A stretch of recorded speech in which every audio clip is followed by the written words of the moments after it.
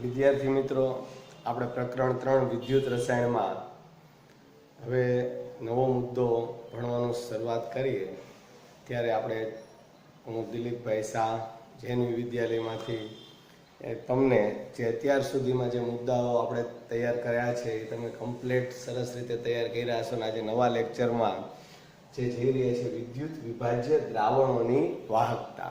તો વિદ્યુત વિભાજ્ય દ્રાવણોની વાહકતા માટે વાત કરીએ એ પહેલાં આપણને મગજમાં દ્રાવણો વિદ્યુતનું વહન કરે કોન્સેપ્ટ એટલે કે વિચાર આપણી માટે બહુ નવો છે.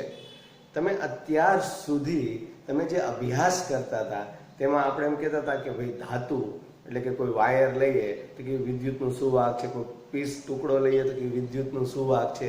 તો આપણે ધાતુની વાહકતા કોને આભારી છે તો આપણે યાદ કરીએ તો કે તેમાં રહેલા મુક્ત ઇલેક્ટ્રોનને આભારી છે. ધાતુમાં વિદ્યુતનું વહન તેના મુક્ત ઇલેક્ટ્રોનને આભારી છે, માટે જ તેને આપણે ઇલેક્ટ્રોનીય વાહકતા કહેતા હતા.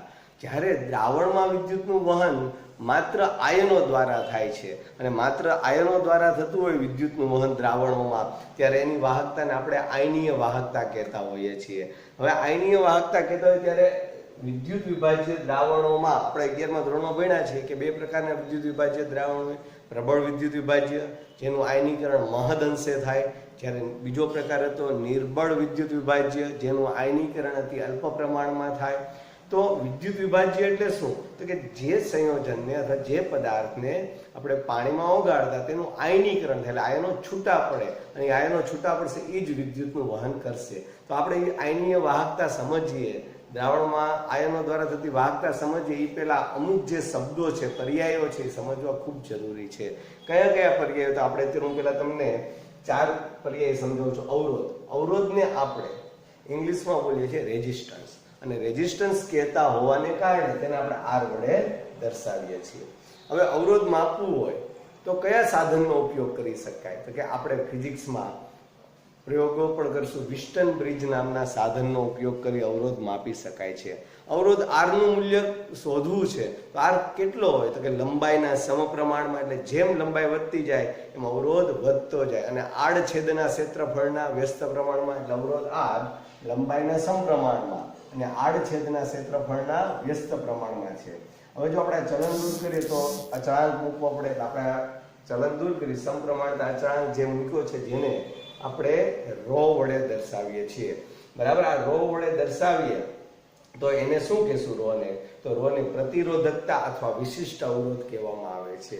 રોને પ્રતિરોધકતા અથવા વિશિષ્ટ અવરોધ કહીએ છીએ.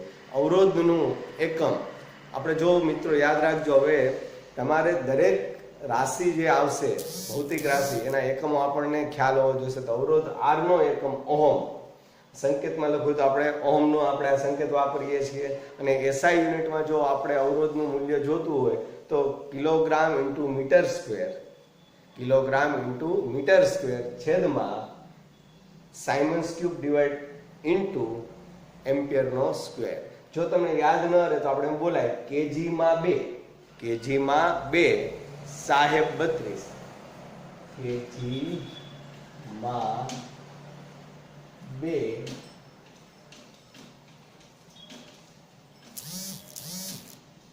કેજીમાં, એટલે આ કેજી અને માં એટલે એમ એ અંશમાં આવશે, 2 એટલે ઉપર ઘાત 2 આવશે, પછી સા એટલે તમને તરત ખ્યાલ આવે, સાનો આપણે સ્પેલિંગ કરીએ એટલે એસ એ થાય, એટલે પહેલામાં એસ ઉપર 3 અને એ ઉપર 2 ઘાત. તો તમે એવી રીતના તમે સરળતાથી યાદ રાખી શકશો. હવે આપણે જે અહીંયા રો જે છે જેને તમે પ્રતિરોધકતા અથવા વિશિષ્ટ અવરોધ કીધું એને શું થશે એનું મૂલ્ય, આપણે એની થોડીક વાત કરીએ. જો મેં અહીંયા નીચે લખ્યું છે બીજો એટલે રાશિ તમારી માટે વિશિષ્ટ અવરોધ અથવા પ્રતિરોધકતા, વિશિષ્ટ અવરોધ અથવા પ્રતિરોધકતા. તો આપણે જે આર બરાબર આ જે સૂત્ર છે રો ઇન્ટુ એલ બાય એ, તો રો ને કરતા બનાવીએ. તો રો ને કરતા મિત્રો બનાવશો તમે તો અહીંયા એ છેદમાં છે એટલે સામે પક્ષે જશે એટલે અંશમાં આવશે, ને અંશમાં છે એટલે છેદમાં, એટલે આપણે rho equal to R into A divided by L. બરાબર, તો આ રો એટલે કે પ્રતિરોધકતા એટલે કે વિશિષ્ટ અવરોધની વાત થઈ. બરાબર છે. તો હવે આપણે એનો એકમ કયો છે તો તમને મને ખ્યાલ છે કે અવરોધ આર નો એકમ ઓહમ છે.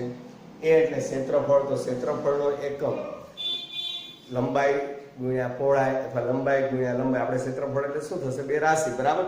મીટર સ્ક્વેર એનો એકમ હોય અને લંબાઈનો એકમ મીટર હોય. એક એક મીટર કેન્સલ થતા ઓહમ ઇન્ટુ મીટર એટલે આપણે એનો એસઆઈ એકમ ઓહમ ઇન્ટુ મીટર થાય છે. ઘણી વાર આપણે મીટરને બદલે સેન્ટીમીટરનો ઉપયોગ કરીએ તો બીજું આપણે ઓહમ ઇન્ટુ સેન્ટીમીટર વડે પણ દર્શાવી શકશું. હવે આપણે આ જે રો જે છે એનું મૂલ્ય કેટલું થાય કે સામાન્ય રીતે જો આ લંબાઈ જે છે એ 1 એકમ હોય. મિત્રો સમજો કે લંબાઈ 1 એકમ હોય એટલે 1 એકમ એટલે 1 મીટર હોય અને ક્ષેત્રફળ આડછેદનું ક્ષેત્રફળ 1 મીટર સ્ક્વેર હોય. આડછેદનું ક્ષેત્રફળ 1 મીટર સ્ક્વેર હોય ત્યારે તમને લોકોને મિત્રો ખ્યાલ આવશે કે એક એક તો કેન્સલ થઈ જશે. ત્યારે અવરોધ જે છે, અવરોધ જે માપશો એ જ એનો શું થઈ જશે? વિશિષ્ટ અવરોધ અથવા પ્રતિરોધકતા થઈ જાય. એટલે જો આપણે લખીએ છીએ પદાર્થ 1 મીટર લાંબો હોય, એટલે આ 1 મીટર લાંબો છે, આડછેદનું ક્ષેત્રફળ 1 મીટર સ્ક્વેર હોય ત્યારે પદાર્થની અવરોધકતા તેનો અવરોધ છે. એટલે અવરોધકતા જ એનો શું થઈ જાય છે? અવરોધ થાય છે. હવે આપણે એના મૂલ્યોમાં 1 ઓહમ મીટર બરાબર કેટલા સેન્ટીમીટર થાય? તો 1 ઓહમ મીટર, તો મીટરના આપણને ખ્યાલ છે 1 મીટર એટલે 100 સેન્ટીમીટર. તો આપણે 100 લખીએ એટલે 1 ઓહમ ઇન્ટુ 100 સેન્ટીમીટર એટલે 100 ઓહમ સેન્ટીમીટર થાય. બીજું આ રાશિને આપણે જો 100 વડે ભાગી નાખીએ તો 100 કેન્સલ એટલે 1 ઓહમ સેન્ટીમીટર બરાબર 1/100 ઓહમ મીટર. 1/100 એટલે 0.0 ઓહમ મીટર. તો આપણે બંને રીતે એ મૂલ્ય દર્શાવી શકીએ છીએ. તો આપણે વિદ્યાર્થી મિત્રો જ્યારે પણ આપણે કોઈ પણ એકમ મેળવીએ તો ગોખવાની જરૂર નથી. જો તમે શાંતિથી સમજીને તૈયાર કરશો તો તમે સરળતાથી એકમ મેળવી શકશો. બીજું કે તમે અહીંયા જે સૂત્ર એક આપણે મેળવ્યું તો એમાં કરતા બનાવતા તમે શીખી જાઓ તો બીજું મૂલ્ય એમાંથી સરળતાથી મેળવી શકો છો. હવે આપણે વાહકતાની જો વાત કરીએ તો વાહકતાને આપણે જી વડે દર્શાવીએ છીએ. તો વાહકતાને જી વડે દર્શાવતા હોઈએ તો એનું વાહકતા એટલે શું? તો અવરોધના વ્યસ્તને વાહકતા જી કહે છે. આ સમજાવું કે આપણે કોઈ માર્ગમાં જતા હોય તો અવરોધ એટલે બમ્પ ઝાઝા છે, અવરોધ વધારે છે તો આપણી વહન થવાની આપણી ગતિ કેવી હશે? ઓછી હશે, બરાબર છે? એટલે આપણે અવરોધ અને વાહકતા એકબીજાના વ્યસ્ત પ્રમાણમાં હોઈએ છીએ તો આપણે એમ કહી શકીએ અવરોધ આર ના વ્યસ્તને વાહકતા જી કહે છે. જો આ આપણે શાબ્દિક સ્વરૂપ છે અને ગાણિતિક સ્વરૂપમાં ફેરવીએ તો અવરોધ એટલે કે આ એનો વ્યસ્ત એટલે 1/r એને આપણે વાહકતા જી એટલે જી બરાબર 1/r. હવે r એટલે શું? આપણને ખ્યાલ છે r એટલે rho into l divided by l. તો અહીંયા r છેદમાં રો ઇન્ટુ l આપણે છેદમાં આવશે અને એનો છેદનો છેદ a એ અંશમાં આવશે. હવે આ a છેદમાં l આપણે એમ રહેવા દઈએ તો અહીંયા વધશે 1/રો. તો 1/રો ને આપણે 1/રો ને આપણે કપ્પા વડે દર્શાવીએ છીએ. આપણે મિત્રો કે જેવું લાગે પણ છે કપ્પા, બરાબર? તો આ કપ્પા એટલે શું? તો કે 1/રો એટલે એને કપ્પા કહેવાય. અને કપ્પા એટલે શું? તો કે વિશિષ્ટ વાહકતા. સમજો શું થશે એનું મૂલ્ય? વિશિષ્ટ વાહકતા દર્શાવે છે કપ્પા. હવે આપણે એના એકમની વાત કરીએ તો એકમ તો બહુ મિત્રો સરળતાથી તમે મેળવી શકો છો. જો જી બરાબર 1/r.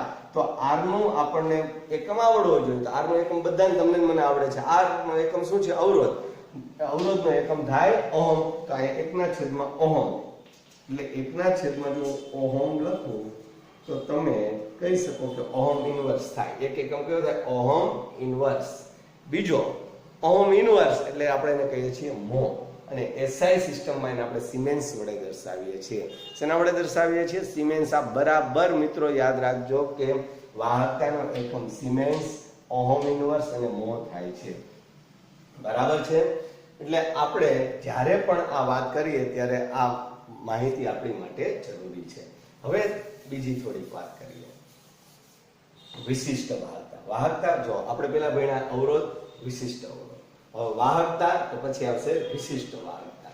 તો વિશિષ્ટ વાહકતાને આપણે હમણાં જ મેં ઘડીક પહેલા કીધું કે કપ્પા વડે દર્શાવીએ છીએ. એ કપ્પા શું છે? તો વિશિષ્ટ અવરોધનો વ્યસ્ત. મિત્રો સમજવા જેવું છે. અવરોધનો વ્યસ્ત તો વાહકતા, વિશિષ્ટ અવરોધનો વ્યસ્ત, અવરોધનો વ્યસ્ત તો વાહકતા. અહીંયા આગળ શબ્દ વિશિષ્ટ લગાડી દે, વિશિષ્ટ અવરોધનો વ્યસ્ત, તો વિશિષ્ટ વાહકતા કહેવાશે. અને વિશિષ્ટ વાહકતાનું સૂત્ર એટલે કપ્પા ઇક્વલ ટુ 1/ρ.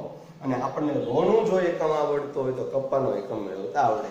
બરાબર છે. ચાલો આપણે વિચારો ρ નો એકમ કયો થશે. તો હમણાં તમે લોકોએ નક્કી કર્યું કે ρ નો એકમ કયો છે? Ohm into metre. તો હું અહીં લખીશ 1/ઓહમ ઇન્ટુ મીટર.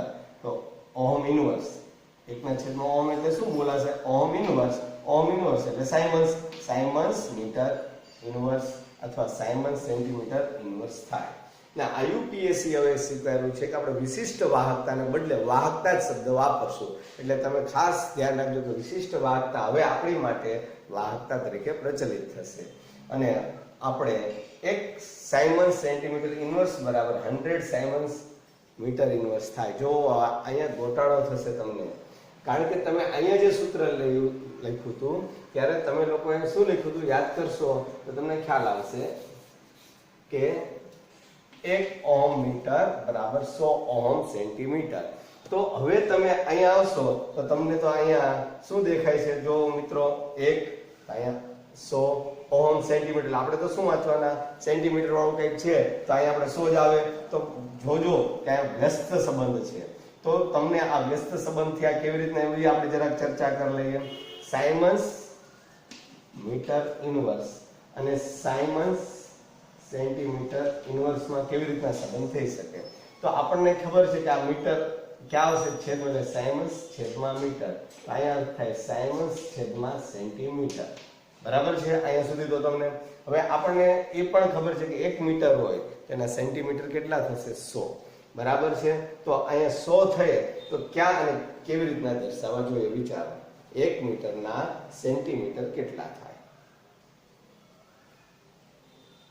અને ક્યાં દર્શાવીએ તો આ તમને ખ્યાલ આવી જશે. બોલો, તમે વિચારી અને મને જવાબ આપો. તમે તરત કહેશો કે અહીં આપણે 1 મીટર અહીં 100 સેન્ટીમીટર 100 લખશું તો 100 અહીંયા છેદમાં છે એટલે અહીંયા આવશે એટલે અંશમાં, એટલે આપણું આગળ સૂત્ર આવી જશે. બરાબર. તો હવે આજે મેં બોર્ડ વર્ક કર્યું છે એ મિત્રો તમારી નોંધ સરસ રીતે કરી રાખશો તો તમને આ બધા જ મુદ્દા સમજવામાં સરળ પડશે. અને આપણે સમજીને તૈયાર કરવાનું છે એટલે વ્યવસ્થિત તમે તૈયાર કરશો. આપણા 4 પદ સમજ્યા પછી આપણે પાઠ્યપુસ્તકમાં આપેલો થોડીક વાહકતાની ચર્ચા કરવા જશું. આ મિત્રો નોંધ કરી લેજો. તમારી પાકી નોટબુક બનાવો, એમાં નોંધ કરો અને સ્પષ્ટ આપણને ખ્યાલ આવવો જોઈએ કે આપણે શેની અને શા માટે ચર્ચા કરી રહ્યા છીએ.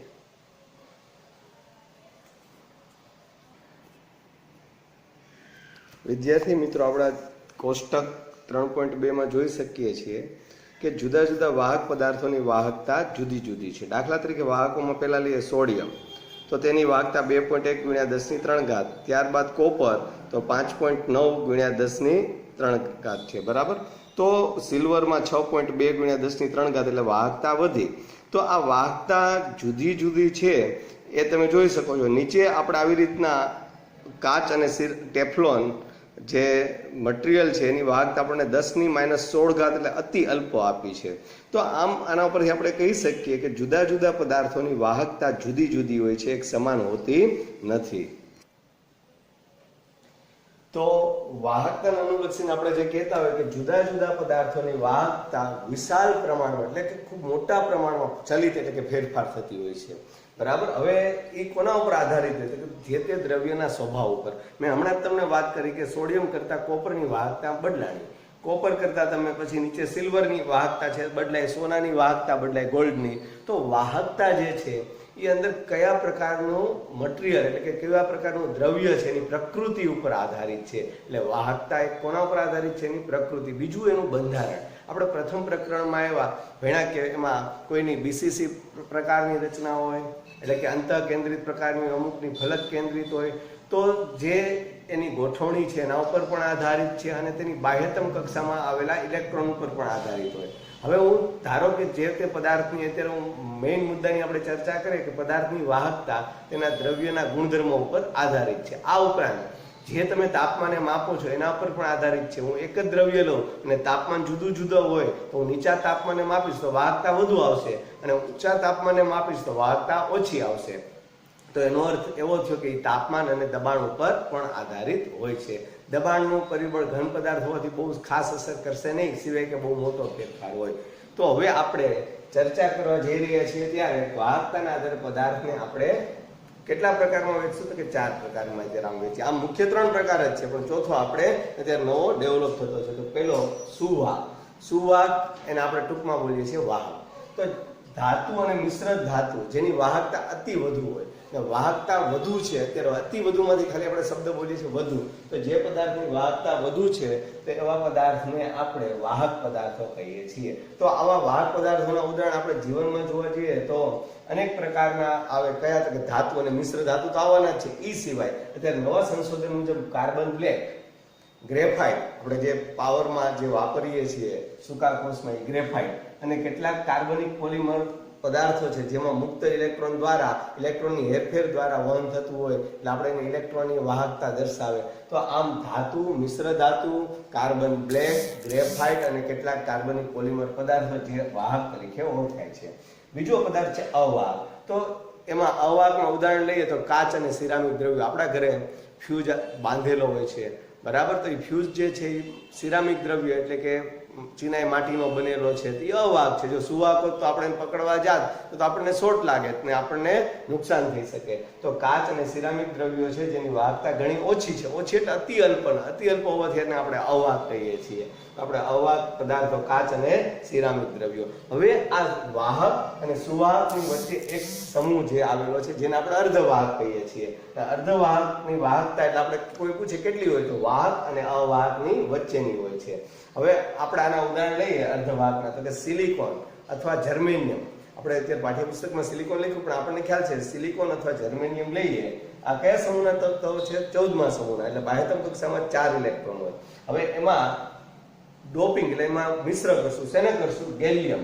તો ગેલિયમની બાહ્યતમ કક્ષામાં કેટલા ઇલેક્ટ્રોન હોય? 3. તો આપણે ભણ્યા કે NPN પ્રકારનું આપણે ટ્રાન્ઝિસ્ટર બનાવવો હતો, બરાબર? અથવા તો આર્સેનાઇડ. તો આર્સેનાઇડ કયા સમૂહનું તત્વ છે? 15મા સમૂહનું છે. તેની બાહ્યતમ કક્ષામાં 5 ઇલેક્ટ્રોન હોય.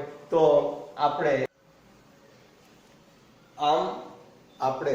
14મા સમૂહના તત્વોમાં 13મા સમૂહનું તત્વ ઉમેરીએ અથવા 15મા સમૂહનું તત્વ ઉમેરી અને આપણે અર્ધવાહકોની વાહકતા વધારતા હતા.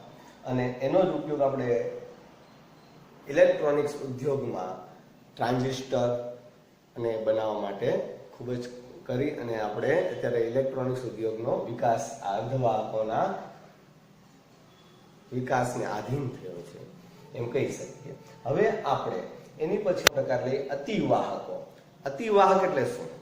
આપણે વિચારીએ. Conductor, non conductor, semi conductor અને સુપર કંડક્ટર. એટલે વાહક, અવાહક, અર્ધવાહક અને એની કરતા હવે એક આ નવો સમુદાય આધુનિક યુગમાં આવ્યો છે જે આપણે અતિવાહકો કહીએ. કેમ? તો કે તેની પ્રતિરોધકતા કેટલી? તો કે 0 અથવા અવરોધકતા, આપણે જેને રોકવાની વાત છે એ તમને રોકે જ નહીં તો તમારી વાહકતા કેવી થાય? તમારો રસ્તા બમ્પ જ ન હોય તો તમારી ઝડપ કેવી હોય મિત્રો? વધારે હોય. તો એવી જ રીતના પ્રતિરોધકતા 0 અથવા તો અનંત વાહકતા એટલે એની વાહકતા ખૂબ જ ઊંચી છે, તો એને આપણે અતિવાહકો કહીએ છીએ. અગાઉના સમયમાં ધાતુ અને મિશ્ર ધાતુને નીચા તાપમાન એટલે કે 0 થી 15 કેલ્વિને અતિ સુવાહક ગણવામાં આવતા હતા.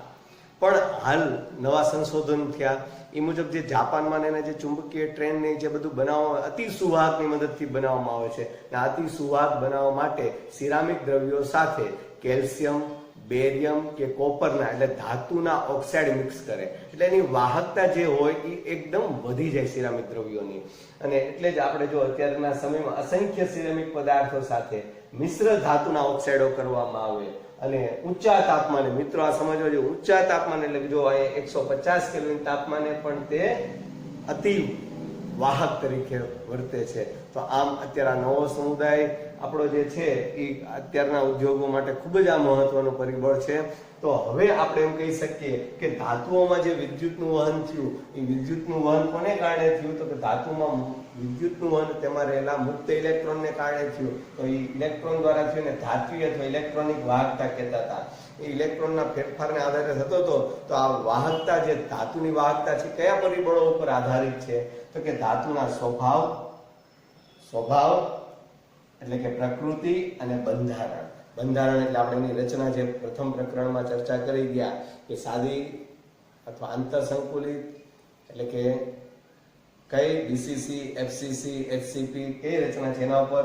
બીજું સંયોજકતા ઇલેક્ટ્રોનની સંખ્યા. તો આપણે ખબર છે સમૂહ 1 ના તત્વ હોય તો બાહ્યતમ કક્ષામાં 1 ઇલેક્ટ્રોન હોય, પછી બીજા સમૂહ હોય તો 2. એવી રીતના જુદા જુદા ઇલેક્ટ્રોન કેટલા છે એનો આપણે અભ્યાસ બહુ જરૂરી છે. અને બીજું તાપમાન ઉપર. તે હમણાં જ મેં તમને કહ્યું કે તાપમાન વધે એમ વાહકતા ઘટે. તો ધાતુમાં એક છેડેથી ઇલેક્ટ્રોન દાખલ થાય, બીજા છેડેથી ઇલેક્ટ્રોન બહાર નીકળે. તો કુલ એક પરમાણુ પાસે જેટલા ઇલેક્ટ્રોન હતા એ તો પ્રમાણ જળવાઈ રહે છે. એટલે ઇલેક્ટ્રોન ધાતુ ગુમાવતો નથી, અને ધાતુ ઇલેક્ટ્રોન ગુમાવતો નથી એટલે આપણે એમ કહી શકીએ એનું બંધારણ એટલે કે સંગઠન બદલાતું નથી, અને તે વાહકતા દર્શાવે છે. અર્ધવાહકની વાહકતાની આપણે થોડીક ચર્ચા હમણાં જ મેં કરી એમ સિલિકોન જર્મેનિયમમાં તમારે પ્રકરણ 1 માં આપણે ભણ્યા હતા કે 4 ઇલેક્ટ્રોન એની બાહ્યતમ કક્ષામાં 4 સિલિકોન, એક સિલિકોન બીજા 4 આને જોડાય. એમાં આપણે ડોપિંગ કરી અને આપણે એની રચના ભણીએ તો થોડીક આમ જટિલ છે જે આપણે પ્રથમ પ્રકરણમાં ભણ્યા હતા. હવે આ બધી વાતો થઈ ધાતુ ઉપર, ઘન પદાર્થો ઉપર થઈ. આપણે દ્રાવણની જ્યારે વાત આવે એટલે પાછું થોડોક ફેરફાર કરવો પડે. અને દ્રાવણની જ્યારે વાહકતા આવે તો દાખલા હું શુદ્ધ પાણી લઉં, ડિસ્ટિલ વોટર લઉં, નિસ્યંદિત પાણીમાં તમને ખબર છે 2 જ પ્રકારના આયનો હોય. કયા 2? શુદ્ધ પાણીમાં H+ અને OH- ની સાંદ્રતા 10⁻⁷ મોલારિટી હોય, જે પાણીના સ્વ આયનીકરણથી ઉત્પન્ન થયેલા હોય છે. એટલે ખૂબ જ ઓછી સાંદ્રતા કહેવાય 10⁻⁷. એટલે એને કારણે વાહકતા પણ એની અતિ અલ્પ થાય, અને તેની આશરે વાહકતાની વાત કરીએ તો 3.5 ગુણ્યા 10⁻⁵ જેટલી હોય. એટલે આપણે કેટલી સાંદ્રતાને કારણે આપણને આટલી વાહકતા ઓછીની મળે છે. હવે વિદ્યુત વિભાજ્ય પદાર્થને પાણીમાં ઓગાળવામાં આવે તો શું થશે? વિદ્યુત વિભાજ્ય એટલે શું? જે સંયોજનને પાણીમાં ઓગાળતા આયનો છૂટા પડે તો આપણે એને વિદ્યુત વિભાજ્ય પદાર્થ કહીએ છીએ. આપણે 11મા ધોરણમાં ભણ્યા છીએ, બરાબર. તો હવે એમાં આયનો છૂટા પડે તો આયનો મળશે એટલે એની વાહકતામાં વધારો થાય. દાખલા તરીકે હું શુદ્ધ પાણીમાં મીઠું ઉમેરું છું તો મીઠું એટલે NaCl, એમાંથી Na+ અને Cl-. તો આમ દ્રાવણમાં વાહક આયનોનું પ્રમાણ વધ્યું, અને આયનોનું પ્રમાણ વધ્યું એટલે વાહકતામાં વધારો થાય. તો વિદ્યુત વિભાજ્ય પદાર્થને પાણીમાં ઓગાળશું એટલે આયનો મળશે એટલે વિદ્યુત વાહકતા વધશે. હવે આપણે દ્રાવણમાં હાજર આયનો વડે વિદ્યુતના વહનને વિદ્યુત વિભાજનીય અથવા તો આયનીય વાહકતા કહે છે. વિદ્યુત વિભાજનીય અથવા આયનીય વાહકતા કહે છે. તો દાખલા તરીકે હું NaCl ને પાણીમાં ઓગાળું અને એસિટિક એસિડ એટલે CH3COOH નો ઓગાળું તો બેમાં શું ફરક પડે? તો આપણને ખ્યાલ છે NaCl પ્રબળ વિદ્યુત વિભાજ્ય છે, જેનું આયનીકરણ મહદ અંશે થાય એટલે 100% જેવું થાય. આપણે માની લઈએ તો 100 અણુ NaCl નો ઉમેરું તો Na+ અને Cl- 100 છૂટા પડશે 100 માંથી. તો આયનો વધુ તો વાહકતા વધારે થાય. પણ હું એસિટિક એસિડ લઉં CH3COOH, તેમાં CH3COO- અને H+ છૂટા પડશે તો એનું આયનીકરણ અતિ અલ્પ પ્રમાણમાં થાય. તો આયનો ઓછા છૂટા પડ્યા તો એનો અર્થ થયો એની વાહકતા ઓછી થશે. એટલે એનો અર્થ થયો કે કોઈ પણ દ્રાવણનું વિદ્યુતનું વહન કોના ઉપર આધારિત છે કોઈ પૂછે તો આપણે એના જુદા જુદા પરિબળોનો આપણે વાત કરવી પડે. તેમાંનું પેલું પરિબળ આપણે અત્યારે ભણ્યા ઉમેરેલા વિદ્યુત વિભાજ્યનો સ્વભાવ. તો મેં અત્યારે પેલો સ્વભાવ તમને સમજાવ્યો. પ્રબળ વિદ્યુત વિભાજ્ય તો આયનો વધુ છૂટા પડે, નિર્બળ વિદ્યુત વિભાજ્ય તો આયનો ઓછા છૂટા પડે. તો આયનો વધુ વાહકતા વધુ, આયનો ઓછા વાહકતા ઓછી. હવે બીજી વાત કરીએ નિપજેલા આયનનું કદ અને તેમનું દ્રાવક યોજન. એટલે શું? દાખલા તરીકે હું તમને એક વાત કરું. પહેલા સમૂહના તત્વો છે લિથિયમ, સોડિયમ, પોટેશિયમ, રુબિડિયમ, બરાબર. હવે આ બધા જ પહેલા સમૂહના તત્વો છે. તો આ પહેલા સમૂહના તત્વો હેલોજન Cl જોડાય તો આ બધામાં ધન આયન અને ઋણ આયન. તમને ખ્યાલ હશે કે લિથિયમનું કદ નાનું છે. કદ નાનું હોય તો એની ગતિશીલતા વધુ રહેવાની, એટલે લિથિયમ જેટલું સહેલાઈથી ગતિ કરશે એટલો રુબિડિયમ ન કરી શકે. બીજું, એની સાથે પાણી જોડાણની વૃત્તિ દરેકની જુદી જુદી. આપણે ભણ્યા છીએ NaCl માં એક Na+ એની આજુબાજુ 6 પાણીના અણુ વીંટળાઈ જાય. તો એક Na+ ની આજુબાજુ 6 પાણીના અણુ વીંટળાતા હોય તો તો આ દ્રાવક યોજનને કારણે આ મેં તમને આ 4 રીતે મૂકું દાખલા તરીકે આવી રીતના, તો 5મો આગળ, 6થો પાછળ. આ તો દ્રાવક યોજન થાય, પુષ્કળ આવી રીતના જોડાય તો જો અણુ ખૂબ મોટો થાય તો દળ વધુ હોય તો ગતિશીલતા ઓછી થાય. એટલે આપણે એ પણ વિચારવું પડે કે આયનનું કદ કેટલું છે, પાણી કેટલું જોડાણ થાય છે. એટલે કે ટૂંકમાં તો મેં પાણીનું ઉદાહરણ જોયું, એટલે દ્રાવક જે હોય એને અનુરૂપ આપણે જોડાણ વિચારવું પડે. બીજું દ્રાવકનો સ્વભાવ. દ્રાવકનો સ્વભાવ આપણે આ ઉદાહરણમાં પાણી છે, ધ્રુવીય છે, એટલે એમાંથી આયનો વધારે ઉત્પન્ન થયા તો વાહકતા વધે. પણ તમે દ્રાવક માની લો કે અધ્રુવીય હોય, બરાબર, તમે બેન્ઝીનમાં તમે નેપ્થેલિન ઓગાળો ને પછી આપણે એની વાહકતાની વાત કરતા હોઈએ તો ત્યાં વાહકતા નહીં જોવા મળે, કારણ કે બેન્ઝીન પોતે જ અધ્રુવીય છે. તો આપણે દરેક દ્રાવકનો જેમ જે પદાર્થ ઓગળે છે, બરાબર, એટલે કે વિદ્યુત વિભાજ્ય છે, અને બીજું દ્રાવક, દ્રાવક ઉપર પણ આધારિત એના સ્વભાવ ઉપર છે, અને બાકી જે વિદ્યુત વિભાજ્ય આપણે ઉમેરીએ છીએ બંનેના સ્વભાવ ઉપર આધારિત હોય છે. હવે આપણે ચોથું પરિબળ લઈએ છીએ. એ પેલા એક વાત કરીએ સ્નિગ્ધતાના આધારે પણ એની વાહકતામાં ફેરફાર થતો હોય છે. હવે વિદ્યુત વિભાજનની સાંદ્રતા. હવે તમને અત્યારે જ હમણાં મેં સમજાવ્યું, જો આયનો વધુ હોય તો વાહકતા વધુ હોય. તો હું મંદ દ્રાવણ બનાવું એટલે સાંદ્રતા એટલે શું, આપણે જથ્થો વધુ કે ઓછો. હું 1 લીટર પાણી લીધું અને એમાં હું 10 અણુ NaCl ના ઓગાળું તો આયનો 10 જ ઉત્પન્ન થશે. પણ આ 1 લીટર પાણીમાં હું 1000 ઓગાળું તો આયનો મને 1000 મળશે. તો આયનો મને વધારે મળશે તો વાહકતા વધારે મળશે. એટલે સાંદ્રતા ઉપર પણ એનો આધાર રહેલો હોય છે. બીજું તાપમાન. તો અહીંયા આપણે તાપમાન વધારે આપશું તો આયનીકરણ વધારે થશે, કારણ કે આયનીકરણની પ્રક્રિયા મોટાભાગે ઉષ્મા શોષક હોય. એટલે તમે વધારે ગરમી આપશો એટલે આયનો વધારે છૂટા પડે. આયનો વધારે છૂટા પડે તો એનો શું થાય, વાહકતા વધે. જો મિત્રો, ધાતુમાં તાપમાન વધે એમ વાહકતા ઘટે એમ આપણે કહેતા હતા, પણ જ્યારે આયનીય વાહકતાની વાત હોય તો તાપમાન વધે એમ આપણે શું થશે, વાહકતા મેં કીધું એમ વધશે. ધાતુમાં ઘટે તાપમાન વધે એમ, અને દ્રાવણમાં તાપમાન વધે એમ વાહકતા વધે. હવે બીજું, આપણે આ જ્યારે વિદ્યુતનું આ બધી વાત કરતા હોય ત્યારે આયનીય દ્રાવણમાંથી આપણે વિદ્યુત પ્રવાહ પસાર કરીએ તો 2 પ્રકારના વિદ્યુત પ્રવાહ હોય. તો આપણે જો ડીસી પ્રવાહ એટલે સીધો પ્રવાહ પસાર કરીએ, બરાબર, તો લાંબા ગાળે જે દ્રાવણ હોય એનું સંગઠન એટલે બંધારણ બદલાઈ જાય. દાખલા તરીકે હું તમને આની પછી થિયરીમાં ભણાવીશ કે સાંદ્ર NaCl હોય, મંદ NaCl હોય, તેનું બંધારણમાં ડીસી પ્રવાહ પસાર કરવાથી શું ફેરફાર થાય છે. અને જો આપણે તમને બીજા પ્રકારનો પ્રવાહ કયો હોય, એસી એટલે ઉલટ સુલટ પ્રવાહ. તો આપણે ડીસી પ્રવાહ લાંબો સમય પસાર કરશું તો એનું દ્રાવણનું એટલે કે વિદ્યુત વિભાજનનું સંગઠન બદલાય છે. તો હવે આપણે નેક્સ્ટ મુદ્દા ઉપર જશું.